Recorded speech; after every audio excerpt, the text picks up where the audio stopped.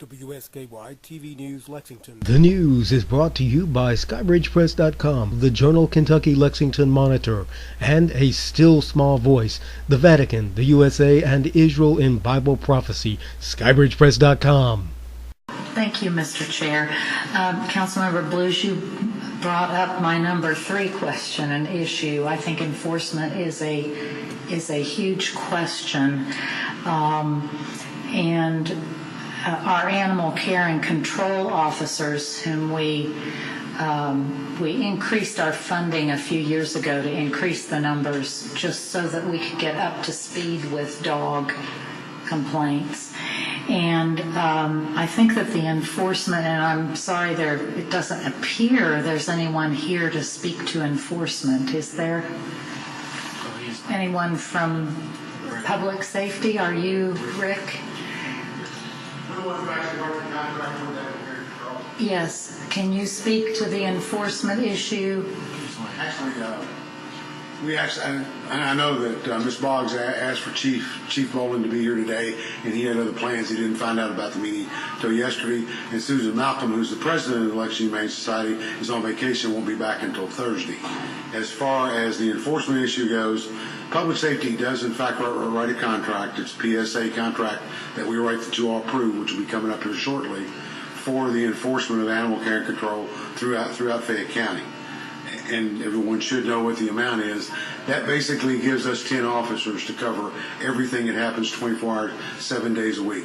They answer over 11,000 calls a year right now with those 10 officers. So they're stretched, pretty much to say the least. I know that Ms. Boggs asked the response that Susan Malcolm gave is that the Lexington Fayette Animal Care and Control does not have a problem with the passage of this ordinance. But they do have a problem with specific of who's going to respond, who's going to take care of the treatment, who's going to enforce, who's going to go out and measure to make sure that the land mass is what's allowed within the ordinance itself. And like I said, we have 10 people to do that for the entire county. The proposed ordinance right now, probably as far as the land goes, would fall under code enforcement to enforce, because they're the ones that have the wherewithal to go out and measure the land, this, that, and whatever, to ensure that it's within the restrictions of the ordinance, unless we train our 10 officers to do that for us, to go out and measure.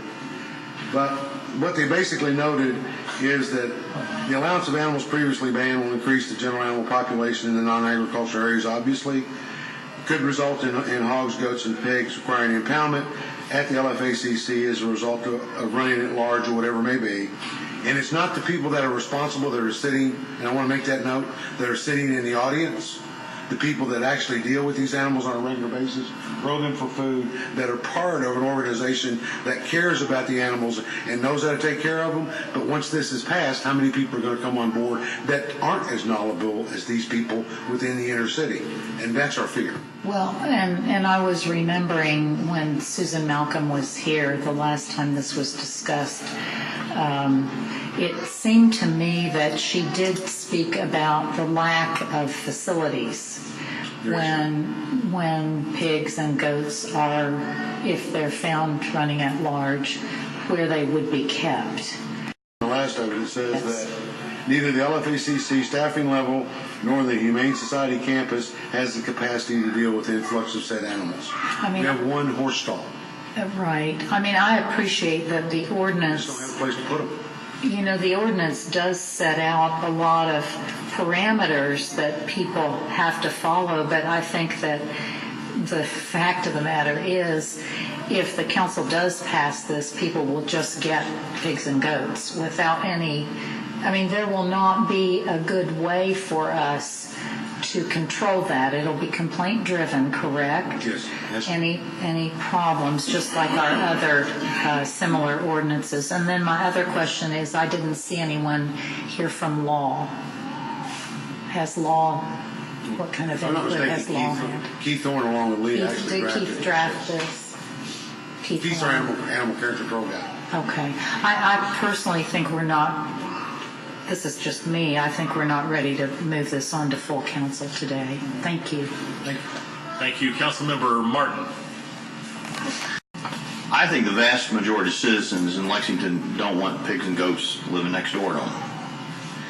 And I can't support an issue that caters to folks against the sentiments and wishes of what I think are the vast majority of citizens. We don't have enough folks in code enforcement to take care of what we currently got. And what we do have is we got a chicken problem. I get calls all the time about chickens. And so I know folks like to keep chickens, but the folks who live next door to the folks who are keeping chickens don't appreciate it. And I think we need to address that. I don't think it's right to put property values at risk for a group of folks who are very passionate about this, but who probably should buy some property out in the agricultural zone. That's what the agricultural zones are for. And I realize that this is a lifestyle and something you believe in, but we have to balance everybody else's beliefs as well. And the ability to put a fence up on Clay's Mill or wherever in Lexington in your front yard with a couple of pigs and goats in it is not something that the citizens in Lexington, I think, are ready for. And so I appreciate that you have this vision for the future for sustainability, but there are ways to accommodate that. But it's going to basically require going to an agricultural zone. It's not going to be allowed in the middle of the city where many folks don't share your vision. And so I apologize that I had this feeling, but I think most folks in Lexington do. And I've talked to a lot of folks about this, and I don't get many folks who want pigs and goats next to them. So that's kind of where I am. Thank you, Chair. Thank you. Two things, and something that has not come up, and I'm kind of curious about, whether you talk to veterinarians or not, but are any of the diseases that plague dogs and cats transferable to goats and or pigs, like distemper or parvo, or for that matter rabies? And do we know? Does anybody know the answer to that? Yes. I know rabies.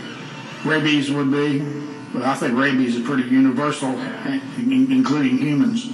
Yeah. The chances of, sorry. Go to the microphone. Yes, thank you. About the diseases and stuff, the chances of, going back to comparing them to dogs, the chances of a goat attacking someone is... I wasn't worried about that direction. I was worried about the other direction. but yes, I don't know about the distemper, but parvo, those are predominantly canine diseases that I'm aware of. Each species of animal has a diseases that target, like you got the feline HIV and you got distemper and heartworms that humans don't get. And the only one that I know of for goats is called scabies. And that is your animal, in order to even purchase an animal or anything, it has to have scabies tags, which is be checked out by a veterinarian as you would just any other animal that you would keep. Councilmember Beard. I believe the Vice Mayor had an answer for you. Oh, yes, yes.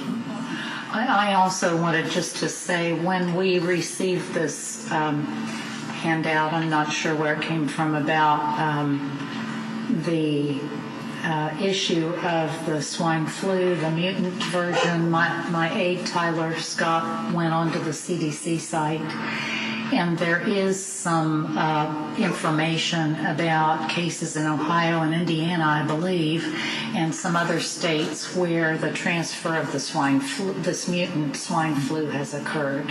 So you can go on the CDC website and look at that also. The other thing,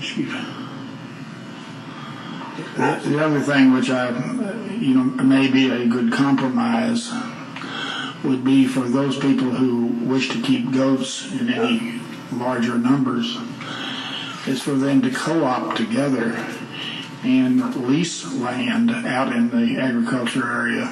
I know purchasing land is probably prohibited cost-wise, but maybe be able to lease land and co-op and have a large group of animals which could be cared for or take turns taking care of or whatever. I'm thinking again, Laura, about your Justice League group, that might be a solution if this does not pass. Very good. Thank you. I don't know anyone else signed up on the council side. If you want to make comment, I would just ask you to make your presence known and make your comments brief. I've been invited to speak. My name's Terry Hutchins. I'm with Kentucky State University. And as far as I know, rabies would be the only transferable disease between any other animal and goats. Most diseases related to goats pass on to camelids and sheep. So as long as that's not the issue. And there are a number of vaccinations that are required that probably needs to be a good educational program for those people getting into the sheep and goat business. Very good, sir. Thank you. We're glad you were invited. Thank you. Was there another member of the public who wished to speak? Yes, ma'am.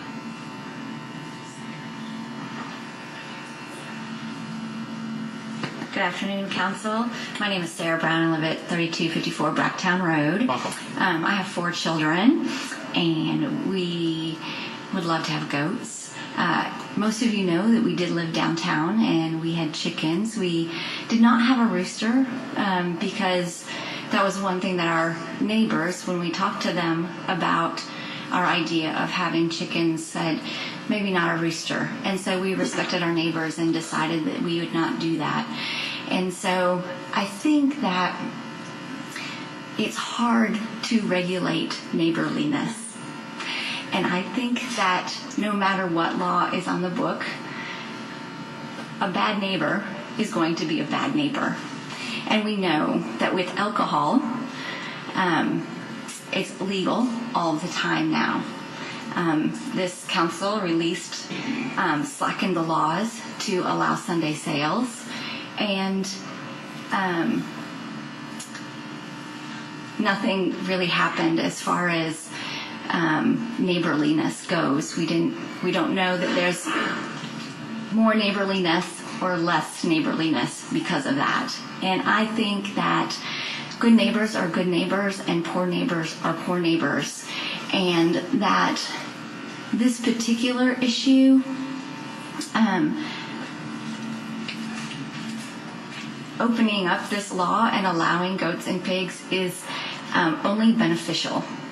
When you talk about the waste product of a goat, we've been doing a lot of research because we're ready. Whenever this law passes, we're ready.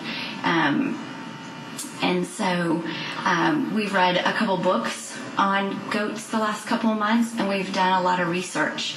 And the waste product of a goat is like a rabbit. It's really not any different than a rabbit, and you would not disallow rabbits.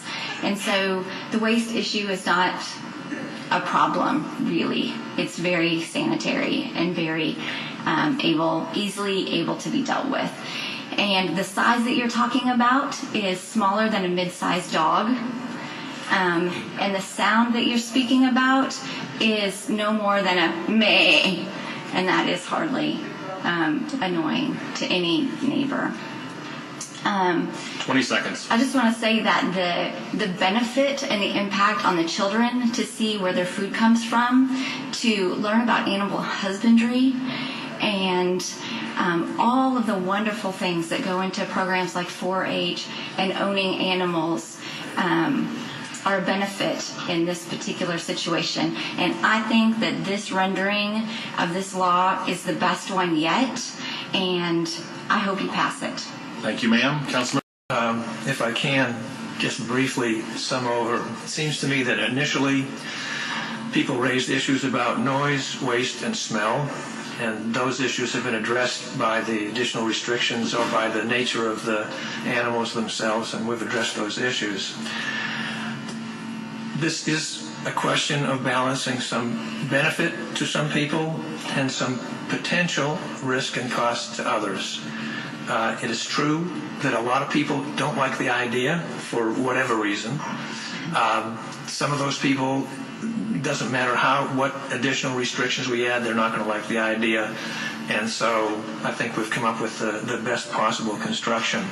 I think it's important to recognize a couple of things. Like many other ordinances and regulations, this would be The enforcement of it would be complaint driven.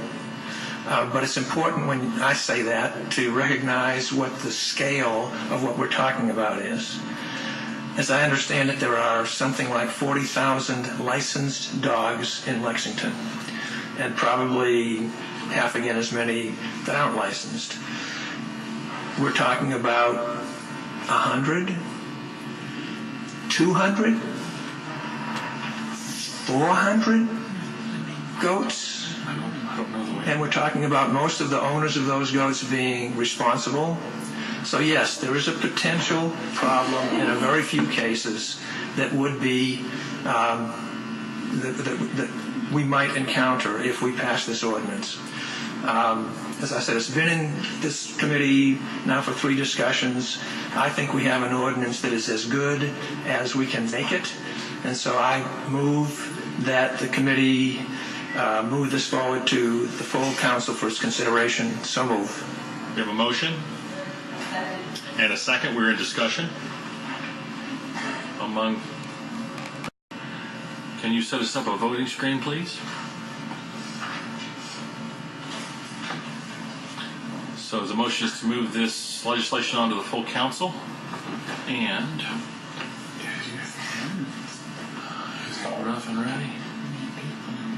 No, everybody's here. Well, no, I wasn't logged in.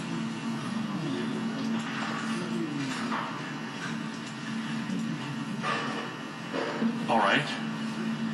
Is this ready?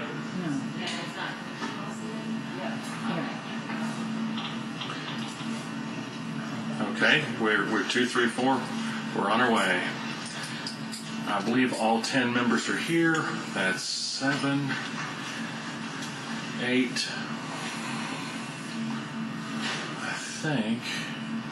Is that 5, 9, and Julian has stepped out, so that motion fails 5-4. Is there any other business to come before the committee this afternoon? And then we will stand in adjournment until our meeting next month. Thank you very much. The news is brought to you by skybridgepress.com, publisher of the Holy Lexington Empire. skybridgepress.com.